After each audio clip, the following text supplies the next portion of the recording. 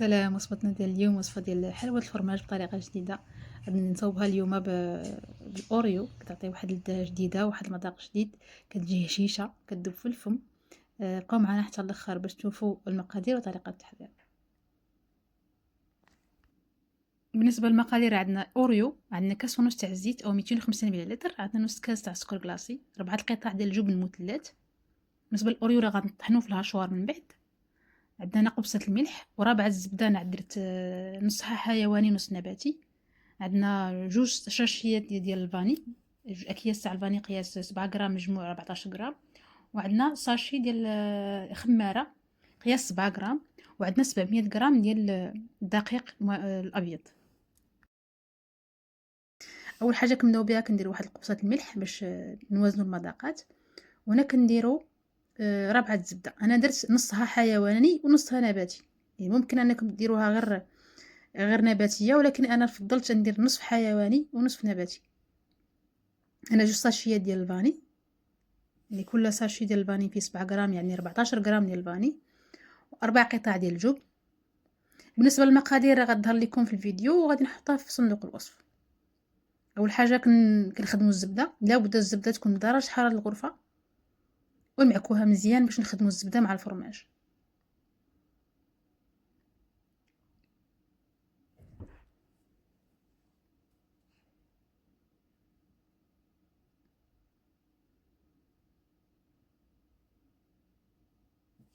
لابد الزبده تكون بدرجه حراره الغرفه باش تعاوننا في الدليك.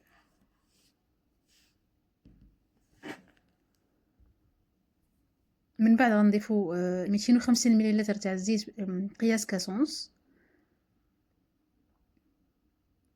وغنبداو نخدموا الخليط ديالنا بشويه بشويه حتى يندمجوا جميع المكونات مع بعضياتهم.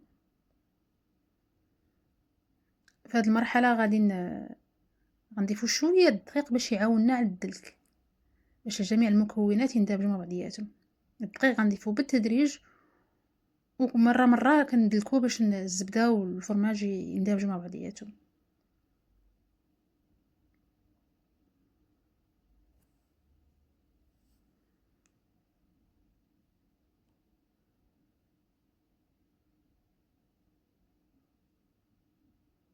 هنا كتلقاو انا شويه صعيبه باش كلشي يندمج مع بعضياته. كما قلت لكم راه كنضيفوا شويه الدقيق بشويه بشويه، وكنخدموا المكونات مع بعضياتها.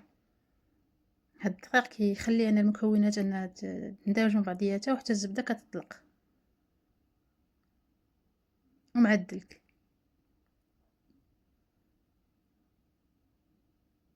هاد الحلوه راها اقتصاديه، وكلشي المغاربه كيعرفوها ان اللذه ديال هاد الحلوه الفرماج كتبقى حلوه مغربيه بامتياز. اللذه ديالها كتبقى خاصه، واضافه الاوريو كيعطي واحد المذاق اخر جديد على هاد الحلوه اللي معروفه في المغرب. هنا كان الاوريو اللي عندي كنطحنوه في الهاشوار. انا استعملت جوج ساشيات ديال الاوريو، طحنتهم في الاشوار.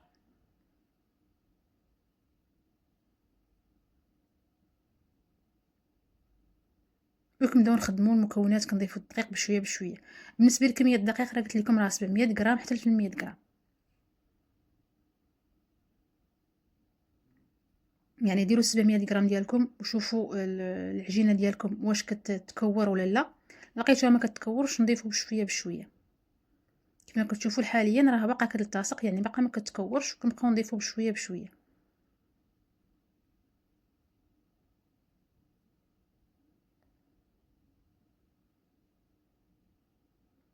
انا غنضيف الخماره ديالي. هنا غنديروا خماره ديال 7 غرام، الا توفرت عندي غير 8 غرام ما ديروهاش كامله، 7 غرام.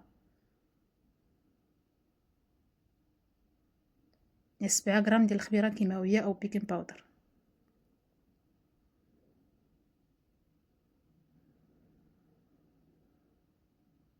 كما قلت لكم راه الدقيق ما نديروش دفعه واحده، بشويه بشويه. هنا العجين ديالي باقي شويه كيلتصق، ولكن راه تجمع، يعني قياس معلقه ديال الدقيق تكفي باش تجمع لينا هذا الخليط.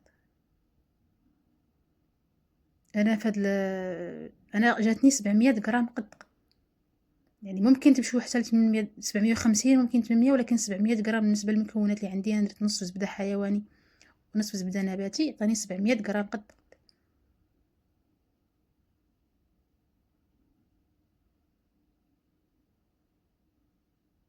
نجمعو شويه الجوانب ديال العجينه اللي بقات ملتصقه. بالنسبه للتكوار انا درت 15 غرام في الحبه، هو قياس معلقه صغيره عامره. من بعد غنحربلوها، غادي نكوروها اولا. هنا غنديرو جوج اشكال، الشكل ديال الهلال اللي معروف والشكل ديال الطابع. كنكوروها كنحربلوها شويه وكنحاولوا نشكلوا منها هلال.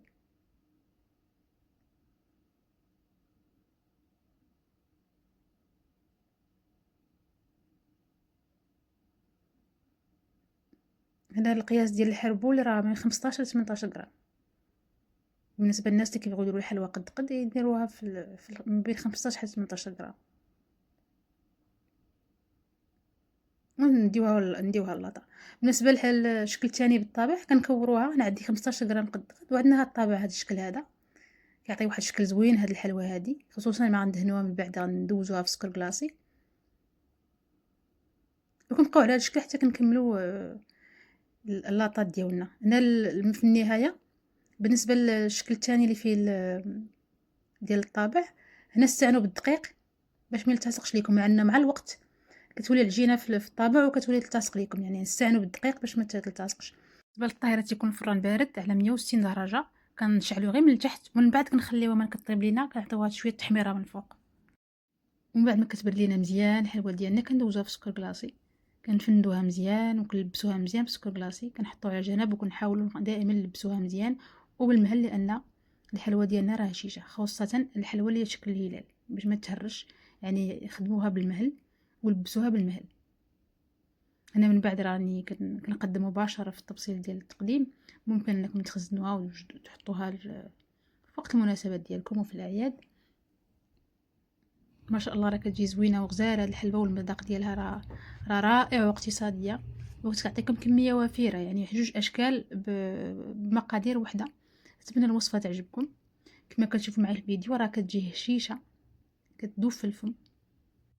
اتمنى الوصفه تعجبكم وتبقوا ان شاء الله الفيديوهات المقبله، والى اللقاء.